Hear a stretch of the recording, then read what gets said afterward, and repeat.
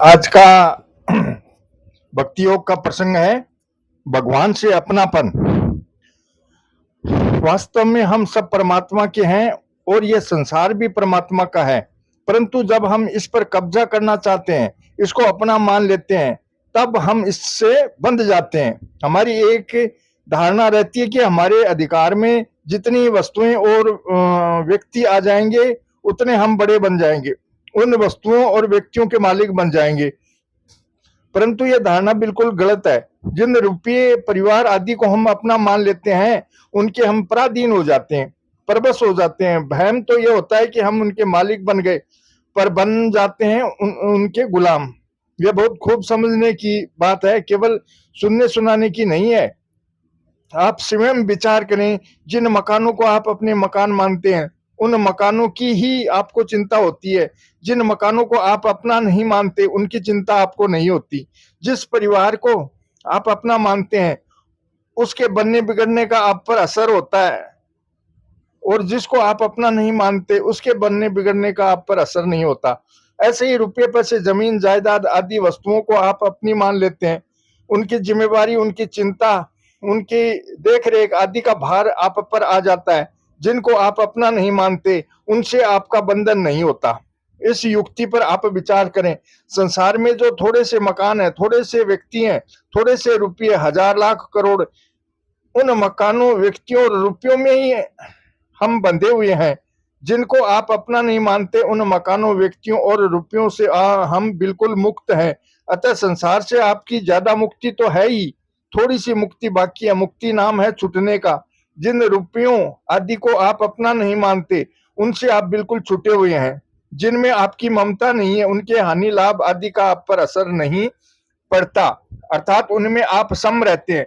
वह चाहे सोना हो, चाहे मिट्टी या पत्थर हो, उसके आने जाने का आप पर कोई असर नहीं पड़ता। समलोष्टा सम कांचन है। इसी प्रकार मान अपमान और मित्र शत्रु के पक्ष में भी आपकी समता रहती है, उनका असर आप पर नहीं पड़ता। मानापमानयो सतुल्य सतुल्यो मित्र रिपक्षयो। वास्तव में समता ही तत्व है। गीता में कहा है, इहे तर्जितम सर्गो येषाम साम्य स्थितम मनः। अर्थात जिनका मन समता में स्थित है, उन्होंने इस जीवित अवस्था में ही संपूर्ण संसार को जीत लिया है। मतलब यह है कि जिनके हृदय में समता है, उनके हृदय में वस्तुओं के बनने बिगड़ने पर, आने जाने पर कोई विषमता नहीं होती, कोई फर्क नहीं पड़ता, पक्षपात नहीं होता, राग द्वेष नहीं होते, हर्ष शोक नहीं होते। वस्तुओं और व्यक्तियों के आने जाने से हमारे पर थोड़ा बहुत भी असर नहीं पड़े, तब तो हम संसार पर विजय हो गए। परंतु उनके आने जाने का असर पड़ता है, तो हम संसार से हार गए। हार गए, संसार विजय हो गया हम पर। हार किसी को भी अच्छी नहीं लगती, जीत सबको अच्छी लगती है। जिनका मन समता में स्थित है, वे आज और अभी जीत सकते हैं, विजय हो सकते हैं। यह कदम सिद्धांत की और बिल्कुल सच्ची बात है। गीता कहती है, निर्दोषम ही समम ब्रह्म तस्माद ब्रह्मणि ते स्थिता। अर्थात सच्चिदानंद घन परमात्मा निर्दोष और सम हो गया, वे परमात्मा में स्थित हैं। कितनी विलक्षण बात है। परमात्मा तत्व को प्राप्त करना मनुष्य का खास ध्येय है। प्रत्येक भाई और बहन सब वस्तुओं में उस तत्व को प्राप्त कर सकते हैं, क्योंकि उस तत्व की प्राप्ति के लिए ही यह मनुष्य शरीर मिला है। परंतु हम नाशवान चीजों को अपनी मानकर फंस जाते हैं, बंध जाते हैं और अपने लक्ष्य से वंचित हो जाते हैं। ये चीजें पहले भी अपनी नहीं थी और पीछे भी अपनी नहीं रहेगी, यह पक्की बात है। बीच में इनको अपनी मानकर हम फंस जाते हैं। अगर हम उन चीजों को अपनी न माने, पर तो उसको भगवान की ही मानकर अच्छे से अच्छे, बढ़िया से बढ़िया व्यवहार में लाएं, तो हम बंधन में नहीं पड़ेंगे। उन वस्तुओं में हमारा अपनापन जितना जितना छूटता चला जाएगा, उतनी उतनी हमारी मुक्ति होती चली जाएगी। प्रभु के साथ हमारा अपनापन सदा से है और सदा रहेगा। केवल हम ही भगवान से अलग हुए हैं, भगवान हमारे से अलग नहीं हुए हैं। हम भगवान के हैं और भगवान हमारे हैं। अस अभिमान जाए जनी भोरे, में सेवक रघुपति पति मोरे। मीरा बाई इतनी ऊंची हुई, इसका कारण उसका यह भाव था कि मेरे तो गिरधर गोपाल दूसरों न कोई, केवल एक भगवान ही मेरे हैं, दूसरा कोई मेरा नहीं है। सज्जनों, हम भगवान के हो जाते हैं तो भगवान की संसार के साथ उत्तम से उत्तम बर्ताव करना हमारे लिए और जरूरी हो जाता है। ये सब संसार प्रभु की है, ये सभी हमारे मालिक हैं, ऐसा भाव रखोगे तो उनके साथ हमारा बर्ताव बड़ा अच्छा होगा। त्याग का, उनकी भलाई का, सेवा का बर्ताव होगा। इससे व्यवहार तो शुद्ध होगा ही, हमारा परमार्थ भी सिद्ध हो जाएगा, हम संसार से मुक्त हो जाएंगे। अतः हम भगवान के होकर भगवान का काम करें। ये सब प्राणी भगवान के हैं, इन सब की सेवा करें, अपना यह भाव बना लें। सर्वे भवन्तु सुखिनः, सर्वे सन्तु निरामया, सर्वे भद्राणि पश्यन्तु मा कश्चित् दुख भाग भवेत्। सबके सब सुखी हो जाएंगे, सबके सब निरोग हो जाएं, सबके जीवन में मंगल ही मंगल हो, कभी किसी को दुख न हो, ऐसा भाव हमारे में हो जाएगा तो दुनिया मात्र सुखी होगी कि नहीं इसका पता नहीं, परंतु हम सुखी हो जाएंगे, इसमें संदेह नहीं। आप थोड़ी कृपा करें, इस बात को ध्यानपूर्वक समझें। भक्ति मार्ग में तो केवल भाव बदलता है कि मैं भगवान का हूं और भगवान मेरे हैं, संसार मेरा नहीं है और मैं संसार का नहीं हूं। गीता में आया है, अनन्या से चिंतयन्तो माम अनन्य चेता सततम यो माम समृति नित्य स। अनन्य होकर भगवान का चिंतन करने का मतलब यह है कि मैं केवल भगवान का हूं और केवल भगवान मेरे हैं। ऐसा करने वाले के लिए भगवान कहते हैं तस्याहम सुलभ है, अर्थात जो अनन्य चेता होकर मेरा स्मरण करता है उसको मैं सुलभता से मिल जाता हूं। सज्जनों, जो व्यापार करना चाहता है उसको यदि कोई बढ़िया बात बता दे तो वह उससे छोड़ेगा नहीं, क्योंकि उसमें लाभ बहुत होता है। ऐसे ही जो अपनी आध्यात्मिक उन्नति चाहता है उसके लिए बड़ी श्रेष्ठ और सीधी सादी बात यह है कि मैं भगवान का हूं, भगवान मेरे हैं, यह मान ले। यह मान्यता अगर पक्की हो जाए तो आज ही पूर्णता हो सकती है। अगर इस मान्यता को मिटाओगे नहीं तो समय पाकर अपने आप ही पूर्णता हो जाएगी। अतः इतनी कृपा करें, मेहरबानी करें कि मैं भगवान का हूं और भगवान मेरे हैं, यह बात पक्की मान लें। सच्ची बात है, आपको धोखा नहीं देता हूं। पहले आप भगवान के थे, अंत में भगवान के ही रहेंगे और अब भी भगवान के ही हैं। आप माने या न माने, पर आप भगवान के ही हैं, इसमें संदेह नहीं। सब मम प्रिय सब मम उपजाए, ईश्वर अंश जीव अविनाशी, ममे वासो जीव लोके। इस प्रकार भगवान और संत सब कहते हैं कि यह जीव परमात्मा का अंश है। यद्यपि हम परमात्मा के हैं ही, तथापि हम परमात्मा के हैं ऐसा जब तक नहीं मानेंगे तब तक परमात्मा के होते हुए भी लाभ नहीं ले सकेंगे। जब तक हम परमात्मा से विमुख रहेंगे तब तक हमें शांति प्रसन्नता नहीं मिलेगी, आनंद नहीं मिलेगा। सन्मुख होए जीव मोहि जब ही, जन्म कोटि अगनाश ही तभी। भगवान के सन्मुख होते ही करोड़ों जन्मों के पाप नष्ट हो जाएंगे। अतः सज्जनों, आप कृपा करके ये बात मान लो कि हम भगवान के हैं, हम और किसी के नहीं हैं। यहाँ शंका हो सकती है कि हम और किसी के नहीं होंगे तो दुनिया का पालन पोषण कैसे होगा, मान्य माताएं अपने बालकों का पालन पोषण कैसे करेगी। इसका समाधान है कि अपना मानकर पालन करने की महिमा नहीं है।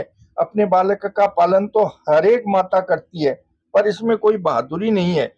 दूसरा कोई ऐसा बालक है जिससे हमारा नाता जाति का कोई संबंध नहीं है, जिस बेचारे के माँ बाप नहीं रहे, उसका पालन करने वाली माई के लिए लोग कहते हैं कि धन्य है ये। अपना नहीं होने पर भी अपने बालक की तरह उसका पालन किया जाए तो महिमा बढ़ाई होगी और शांति मिलेगी तथा बालक पर भी बड़ा असर पड़ेगा। कल्याण के एक मासिक अंक में बहुत पहले एक घटना छपी थी। एक गांव की बात है, वहां एक मुसलमान के घर बालक हुआ, पर बालक की मां मर गई। वह बेचारा बड़ा दुखी हुआ। एक तो स्त्री के मरने का दुख है और दूसरा नन्हे से बालक का पालन कैसे करूं, इसका दुख। पास में ही एक अहीर रहता था, उसका भी 2-4 दिन का ही बालक था। उसकी स्त्री को पता लगा तो उसने अपने पति से कहा कि उस बालक को ले आओ, मैं पालन करूंगी। अहीर उस मुसलमान के बालक को ले आया। अहीर की स्त्री ने दोनों बालकों का पालन किया, उनको अपना दूध पिलाई, स्नेह से रखती, प्यार करती। उसके मन में द्वेषी भाव नहीं था कि यह मेरा बालक है और यह दूसरे का बालक है। जब वह बालक बड़ा हो गया, कुछ पढ़ने लायक हो गया, तो उसने उस मुसलमान को बुलाकर कहा कि अब तुम अपने बच्चे को ले जाओ और पढ़ाओ लिखाओ, जैसी मर्जी आए वैसा करो। वह उस बालक को ले गया और उसको पढ़ाया लिखाया। पढ़ लिख कर वह एक अस्पताल में कंपाउंडर बन गया। उधर संयोगवश अहीर की स्त्री की छाती कुछ कमजोर हो गई और उसके भीतर घाव हो गया। इलाज करवाने के लिए वे अस्पताल में डॉक्टर के पास पहुंचे। डॉक्टर ने बीमारी देखकर कहा, इसको खून चढ़ाया जाए तो यह ठीक हो जाएगी। खून कौन दे? परीक्षा की गई। मुसलमान का वह लड़का जो कंपाउंडर बना हुआ था उसी अस्पताल में था। देवयोग से उसका खून मिल गया। उस माई ने तो उसको पहचाना नहीं, पर उस लड़के ने उसको पहचान लिया कि यही मेरा पालन करने वाली माँ है। बचपन में उसका दूध पीकर पला था, इस कारण खून में एकता आ गई थी। डॉक्टर ने कहा इसका खून चढ़ाया जा सकता है। उससे पूछा गया कि क्या तुम खून दे सकते हो? उसने कहा कि खून तो मैं दे दूंगा पर 200 रुपये लूंगा। अहीर ने उसको 200 रुपये दे दिए। उसने आवश्यकता अनुसार अपना खून दे दिया। वह खून उस माई को चढ़ा दिया गया, जिससे उसका शरीर ठीक हो गया और वह अपने घर चली गई। कुछ दिनों के बाद वह लड़का अहीर के घर गया और 1000-2000 रुपये माँ के चरणों में भेंट करके बोला कि आप मेरी माँ हैं, मैं आपका ही बच्चा हूँ, आपने ही मेरा पालन किया, ये रुपये आप ले लें। उसने लेने से मना किया तो कहा कि ये आपको लेने ही पड़ेंगे। उसने अस्पताल की बात याद दिलाई कि खून के 200 रुपये मैंने इसलिए लिए थे कि मुफ्त में आप खून नहीं लेते और खून नहीं लेने से आपका बचाव नहीं होता। यह खून तो वास्तव में आपका ही है, आपके दूध से ही पला हूं, इसलिए मेरा यह शरीर और सब कुछ आपका ही है। मेरे रुपये शुद्ध कमाई के हैं, आपकी कृपा से मैं लहसुन और प्याज भी नहीं खाता हूँ। अपवित्र गंदी चीजों में मेरी रुचि अरुचि हो गई है, अतः ये रुपये आपको लेने ही पड़ेंगे। ऐसा कहकर उसने रुपये दे दिए। अहीर की स्त्री बड़े शुद्ध भाव वाली थी, जिससे उसके दूध का असर ऐसा हुआ कि वह लड़का मुसलमान होते हुए भी अपवित्र चीज नहीं खाता था। आप विचार करें, जितनी माताएं हैं सब अपने अपने बच्चों का पालन करती हैं। हम सब का पालन बहनों माताओं ने किया, परंतु उनकी कोई कथा नहीं सुनाता, कोई बात नहीं करता। अहीर की स्त्री की बात आप और हम करते हैं, उसका हम पर असर पड़ता है कि कितनी विशेष दया थी उसके हृदय में। उसके मन में यह भेदभाव नहीं था कि दूसरे बच्चे का मैं कैसे पालन करूं। इसलिए आज हम लोग उसका गुण गाते हैं कि कितनी श्रेष्ठ माँ थी, जिसने दूसरे बालक का भी पालन किया और पालन करके उसके पिता को सौंप दिया। अपने बच्चे का पालन तो कुतिया भी करती है, इसमें क्या बड़ी बात है। चाहे तो अपने बालकों को अपना न मानकर ठाकुर जी का मानकर पालन करो, और चाहे जो अपने बालक नहीं है उनका पालन करो, तो बड़ा पुण्य होगा। परंतु ममता करने से यह पुण्य खत्म हो जाता है। मैं अपने बच्चे का पालन करूं, अपने जनों की रक्षा करूं, ये अपनापन ही आपके पुण्य का भक्षण कर जाता है। इसलिए सज्जनों, आप कृपा करके अपने कुटुंब को भगवान का माने। छोटे बड़े जितने हैं सब भगवान के हैं, उनकी सेवा करें और भगवान से कहें कि हे नाथ, हम आपके ही जनों की सेवा करते हैं। यदि आप ऐसा करने लग जाएं तो भगवान पर इसका एहसान हो जाए। भगवान भी कहेंगे कि हाँ भाई, मेरे बालकों का पालन किया। आप ममता करेंगे तो भगवान पर कोई एहसान नहीं। अपने बच्चों का पालन तो सब करते हैं, केवल यह भाव रखें कि ये हमारे नहीं है, ये ठाकुर जी के हैं। जीवन सफल हो जाएगा सज्जनों, जीवन सफल। शेष कल के प्रसंग में, कल के सत्संग में। जय श्री कृष्णा। श्री कृष्ण गोविंद हरे मुरारी, हे नाथ नारायण वासुदेवा। श्री कृष्ण गोविंद हरे मुरारी, हे नाथ नारायण वासुदेवा। जय श्री कृष्ण।